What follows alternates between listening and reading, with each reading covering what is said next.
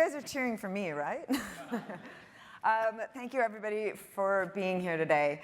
So let me just set up this panel a little bit by saying that at first glance, today's film and television landscape seems to offer something for everyone. At least the explosion of streaming services gives the impression of that. But Angel Studios, an independent film distributor, content creator, streaming service, sees things differently. It sees a vast, underserved audience out there that's being overlooked by mainstream Hollywood, and has found a really novel way to reach these viewers by allowing them to vote directly on what film and television they actually want to see. So I'm so pleased to welcome to the stage Neal Harmon, the co-founder and CEO of Angel Studios, and Thank you, Amy. Thank you.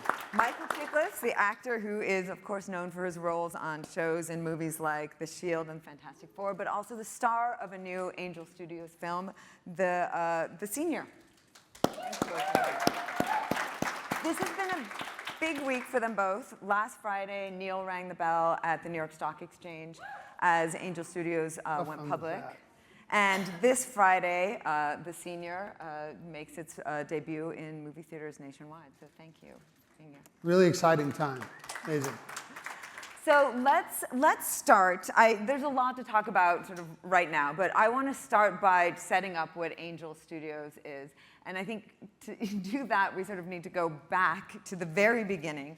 And Neal, that's you and your brothers had started an advertising agency that was known for those viral YouTube commercials for products such as Poopery, which, you know, was a great stocking stuffer in our house. Wait, that was you guys? Oh my God, it's all over my house. I need that. Sorry, is that too much information? Go on. And then you founded, because before there was Angel Studios, there was VidAngel, which was an app that basically eliminated the naughty bits from film and television. Can you talk about sort of the origin of VidAngel and how that sort of evolved into Angel Studios? Yeah, sure. So it started with, I had a 9-year-old son, and I was trying to teach him about honesty. And I thought the best film to do that would be Cinderella Man. But I want the whole family to be able to watch it. All the little sisters, we could talk about it together. So I just wrote some software to skip over the bloodiest boxing, so the girls didn't want to see that. And then also, I muted out some of the harder language because I didn't want our 9-year-old using that language with his sisters. That was it. I just built that for our house. And it was like a year or so later, we were talking and said, wait a second, if we, let's ask Americans whether they'd want this as a technology, and about half said that they did. And the vision was if we built a technology, we'd be able to attract an audience, and eventually we'd have better data, better information to be able to publish original stories better than was being done by Hollywood, which from our perspective was getting increasingly out of touch with what we cared about. And so rather than complain about it, we just thought, this is a way we can solve the problem. There was a lawsuit from Disney and a just a Chapter little 11 lawsuit. filing before that. I mean, but it's a fascinating. You sort of first were taking other people's content and doing that with them, and now you after the lawsuit are doing it with your own content. Yeah, which is a lot. I mean, it's a better way to I mean, from my perspective, it's a better way to approach the world. Like, one, we were focused on things that were negative and trying to, omit them or skip them for children. And then today, we're just looking for the best stories out there that we can all agree make society a better place, and then we're amplifying those stories.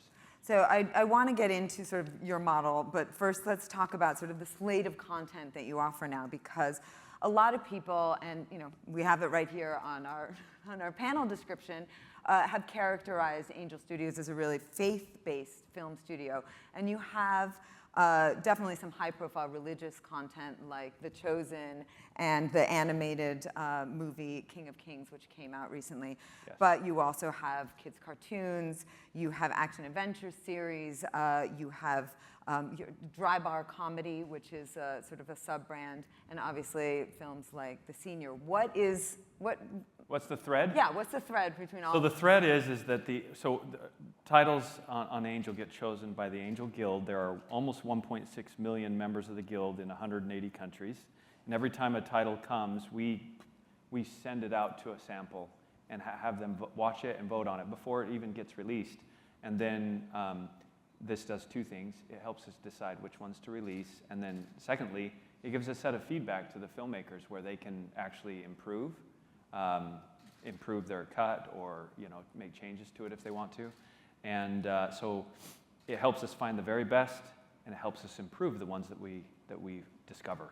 And then once the Guild has passed something, then everyone in the community trusts it, and the Guild members get tickets to go to theaters, so the complimentary tickets. And so the Guild is going to be the first to go out and support Michael's new film, and make sure that it has a good opening weekend, and that we're able to get the screens in theaters and have an impact on the cultural conversation. So it's pretty fun. It's like, in the past, only billionaires would have the flexibility to say, oh, I'm going to make a movie, and I'm going to get my legacy out into the world. And the Guild gives just regular people the ability for $20 a month to go have an impact on film. Well, let's pause for a moment and really dig into one of the films that's in your slate, The Senior. I don't want to give too much away about the film, but Michael, you play a man who returns to play for his college football team at the tender age of 59. So it's a coming-of-age tale. Right. Classic coming-of-age story. Could you talk about this role and what drew you to it? It's a very special role. It's based on a true story. What drew me to it?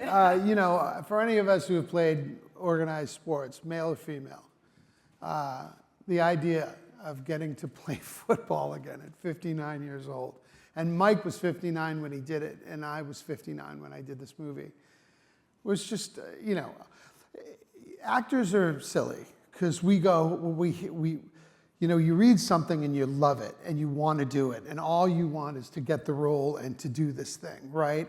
And then you get it and you go, now I have to do that. And I had to train like an insane person, because I was coming off of playing Red Auerbach in Winning Time. So I was playing a 70-something-year-old guy, and then I had to go the other way. But it was so exhilarating and so fun, and I love team sports. I was the captain of my football team in high school, and I played weak side linebacker. So as much of a sports film this is, and a football movie, it's really a redemption tale, and that really drew me to the piece as well. That this was, we live in a fraught time right now, so I'm really, really happy to be involved with something about someone who does something good for all the right reasons. And, being a father and wanting to bring my children to films like this, although my children are grown now. So there's just so many reasons to do this movie. And I really, it was an eye-opening experience working for and with Angel on the distribution side, because they're collaborative in a way that I had never experienced. By that I mean, typically when you make a Hollywood production, you go afterwards and you dutifully do the shows. I've done a bunch of shows over the last 10 days promoting this, and then you hope, right? But I've been able to, work with your staff and say, hey, listen, I think there are huge audiences for this movie. We just need to let them know that this is happening. So there was a coaches, a club that I know of that's nationwide, 7,500 coaches. And I thought, hey, let's get in touch with my friend who is affiliated with these coaches, and they could bring there's 65 people on every squad and their parents. So that's huge audience potential, but it's just symbiotic. It makes sense, right? So they embraced it instead of just sloughing me off and going, we don't want to hear your ideas. They embraced it, and it's moving the needle. And it's just an innovative, smart thing, and I love that it's user-friendly. It's intelligent in that It reaches out to the audience specifically. I've heard you, Neal, talk about, you know, that you are offering content that, you know, big Hollywood studios are not greenlighting or not distributing right now. I wonder, I mean, and Michael, I've heard you talk about this film and compare it to sort of classic sports films of the past, like Rudy and The Natural. Do you see a lack of sort of support for films like that in Hollywood right now? I have a lot of theories about why that's happened, and you know, look, I know that intelligently you saw a gap where the pendulum tends to swing with Hollywood, right? Where you know, in their zeal to do the perceived right thing, you know, they do all the right things, you know what I mean? And and then they leave people behind, you know, and then they swing back, and it's sort of like just trying to get it right. And we're culpable for a lot of things in Hollywood, not the least of which is we always want to look great. We put on this facade. So we've created this divide to a degree. We're partly responsible for sure for that, where we're afraid to pull back the curtain and show our, you know, it's funny because we're in the business of humanity and we love telling wonderful stories, but at the same time, where our own humanity is concerned, hey man, I'm doing great. My career, I'm killing it. You know, I can't, if I'm sick, I can't let anybody know because I won't work maybe. You know, so there's this fear and there's this competitiveness that no one's willing to talk about or admit. And I think that has to fall away. You know, people in the middle of the country, all over the country, need to understand that, you know, I hear terms like Hollywood elite. I've been in Hollywood for 30 years. 99% of the people I know in Hollywood are people like me. I'm from Lowell, Massachusetts. I know, you know, everybody in this movie, they're from Texas and Louisiana and all over the South. And they're kids who looked at the movies like we all do and loved them and went to Hollywood to try to make movies because we love to tell stories, right? Simultaneously, we have this technological tectonic shift, and what exacerbated all of it was a pandemic, a global pandemic. So it became convenient to look at our 65-inch screens at home and not go to the movie theater. And so just commerce dictates that, well, then the big screen becomes the purview of the Marvel big tentpole movie or horror movies, whatever's bringing, you know, forgive me, my language, asses in seats. That's what, you know, that's what talks, right? But now people have cabin fever. Even malls are coming back because guess what? How long can you stay in your house? You know, you want to get out, right? So it's a beautiful night out, the cinema, isn't it? Isn't it? Right, yeah, you want to go. It's like, I'm old enough to say this, you guys won't know this, a Calgon moment, right? Yeah, good. You know, it's take me away, right? It's like watching a novel when you see a beautiful film. And I grew up watching films like The Natural. You mentioned that film, and the late, great Robert Redford was probably the greatest advocate of independent films. He started the Sundance Film Festival in Utah, right? So, I mean, we love movies. We love to tell stories. And we have to listen to each other. And I think that the Hollywood community wants to listen. I think that there's been so much of this.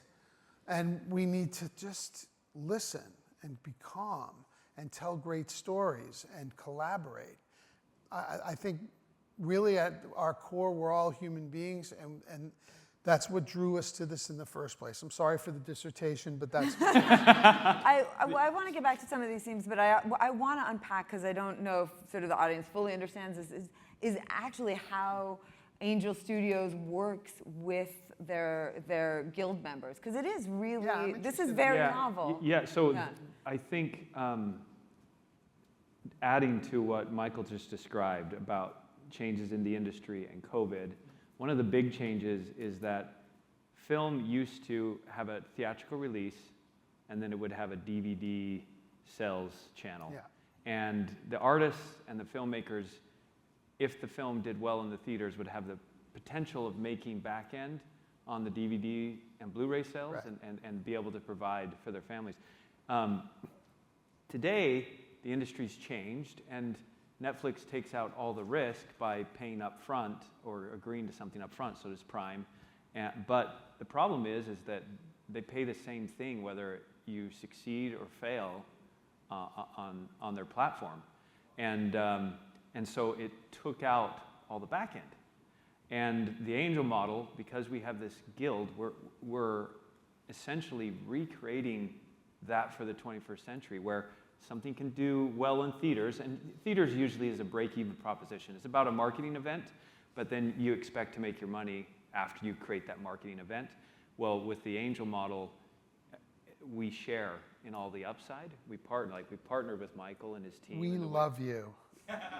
Well, no, I mean, it's, you know, I'm sorry to say this out loud, but it's like the other model is like the communist model. You know, I'm sorry, but you have 65 billion views, and you get this, and you do 40 views, and you do this. No. Yeah. Nope. That's right. And so that's not fair and equitable. It's just not. And the result of that is that the average Angel original audience score is higher than any other distributor in the industry, because the audiences are deciding, the audiences they're choosing what they want, and then the filmmakers that are attracted to the model believe in their work, right? They know that they're doing good work. The filmmakers who go and get the guaranteed check from Netflix might be just doing good enough, and so Netflix's average audience score is like 60. And Angels is 93. I was going to say, it's not communism. I'm kidding. I was joking. It's an oligarchy. But there's also something very interesting about the way the guild members vote on films.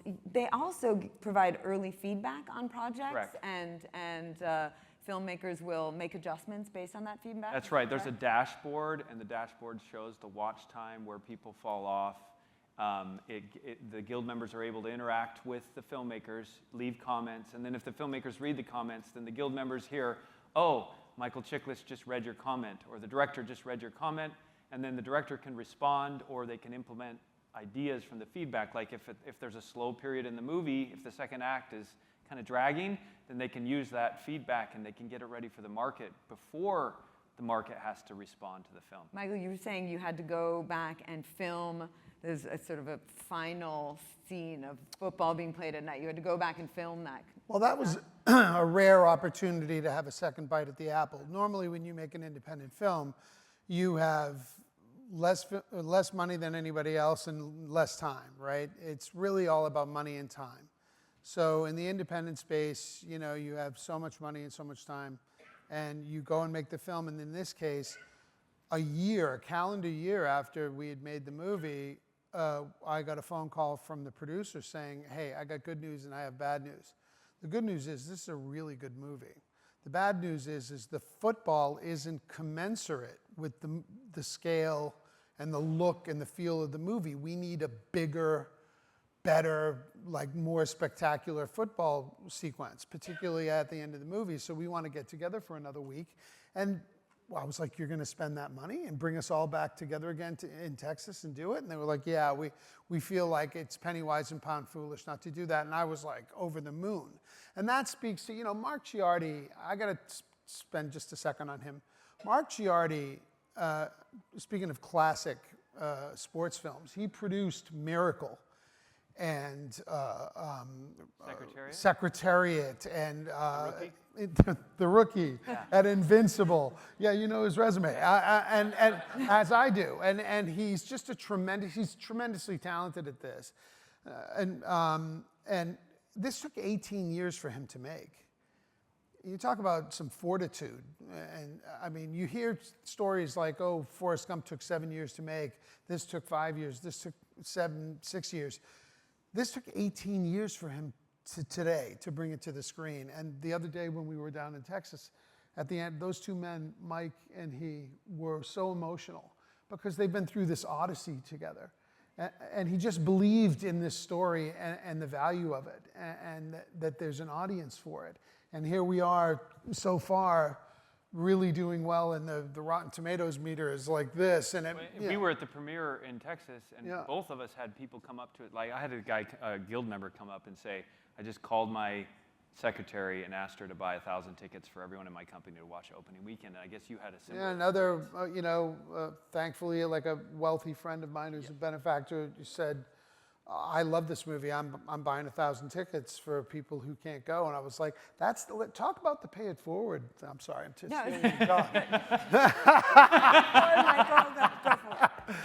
No, but whose idea was that? No, I was going to say, I do want to talk about the pay it forward because I want to talk about what it feels like to work on a movie and know that there's this audience that's already there, that's already kind of bought into it. The pay it forward, guild members buy 2 tickets. Right, one for themselves and one for somebody else? Yeah. So when I was young, my dad lost his farm, or I was 5, and I grew up in Idaho. And I can remember 2 films that I was able to go to in theaters. It was the Dollar Theater, sticky floor, everything. But that the first time that I watched a film in theaters, it was one of those core memory experiences, what he described, where you just walk in and you're experiencing this with your community, and it was just magic. Yeah. And just lifted me out of the world that we were in and the struggles that we faced. And Pay It Forward, I think, was born out of that. How do we make it possible for some people who wouldn't be able to go and experience that magic to do it? And we built the technology, and it just so happens that people are so generous that our box office is increased by 5 to 10% every release because people are paying it forward for people to be able to watch these movies. Isn't that fabulous? I got another quick one for you. I've been working with a small charitable organization in Los Angeles for 35 years. They're called the Children's Life Saving Foundation. And a lot of these children that we work with are inner city kids that haven't experienced anything outside their 3-block radius. And we bring them to camp in Malibu in the ocean, and we show them a bit of the world. Well, one of the benefactors from that charity has bought a theater out for Sunday, and the kids are going to come and see the movie, and I'm going to hand out popcorn and talk to them afterwards. So, and I'm not, that's not about virtue signaling. That's just good. And to be specific about your question, it was somebody inside the company who had the idea back when we did His Only Son, and they executed on it. We've got a very innovative team. So Neal, I want to ask you, because there has been some controversy surrounding Angel Studios. Your biggest movie so far has been 2023 Sound of Freedom, which was a monster hit, brought in $250 million, sorry. However, the movie was about rescuing children from sex trafficking, and it was based on a real person. And critics did say that film stoked QAnon conspiracy theories because both the subject of the film and the star of the film, Jim Caviezel, were public about their beliefs in QAnon conspiracies. Do you have, that was a monster success, validated your model, but also there was a lot of controversy, and I think there are a lot of people that look at Angel Studios and still see that. Do you have any regrets about that film or any comment about sort of the controversy around it? Well, high level, everyone who's watched that film knows there's nothing about those things. And then just from a historical standpoint, the story is from 2013, before that term had ever been coined, like the actual story. And so that film drew people from both sides of the aisle. We did research. As people left the film, we had Republicans and Democrats who attended the film, both of them who liked the film. We had foundations who reached out to us afterwards and said, in fact, Mia Servino, who's a star, an Academy Award winner, who was in the film, she's been doing trafficking charity work, trying to help escapees from trafficking to heal for decades. And the number one issue for the whole industry has been awareness. And she said that film did more for awareness and for the movement in 3 months than has happened in 30 years. And so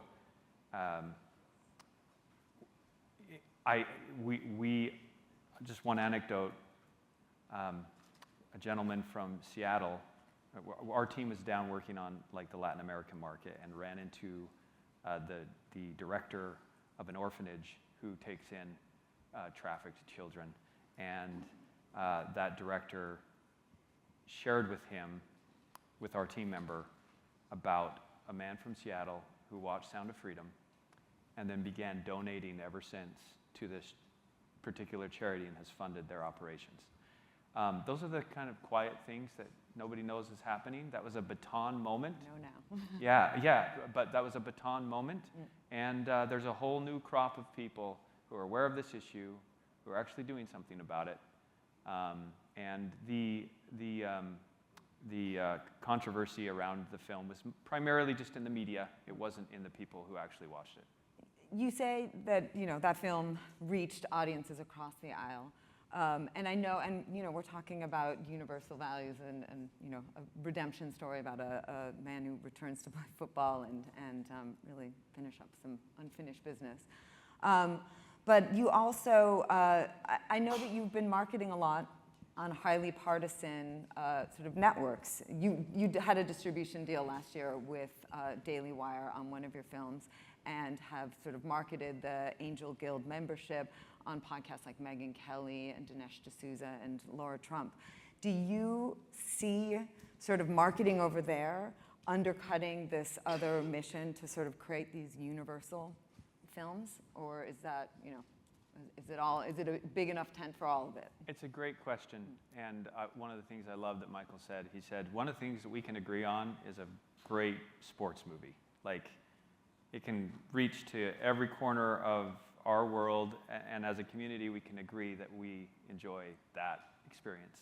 And we've partnered, depending on the project, The Sound of Hope, the story of Possum Trot is about foster children. We partner with people everywhere if we can agree that a story needs to be told and that it should be gotten out there. And so we've been very open about that, and we're okay with partnering with whoever wants to get these stories out there. But the things that the stories share is our mission is to tell stories that amplify light. Those are stories that are based on values. They're values-driven, true, honest, noble, just, but not as decided by me, but as decided by the members of the Angel Guild. They're the ones who vote. They say this is good for society, so we can agree that we all want to. I think my presence here is kind of proof of this, because I don't speak of unlike a lot of my peers, I don't speak of my political affiliations or my belief systems publicly. It's not for anybody else but me and my family. And I'm here, and I'm not necessarily affiliated with a lot of the folks that you're talking about. Because these things are common values, and people need to know that. I mean, I can't even believe some of the things that we're talking about, that's even a conversation. You know what I mean? The subject matter of Sound of Freedom. Really? I mean, yeah. You know what I mean? Well, Cabrini was a great movie, and when was the last time that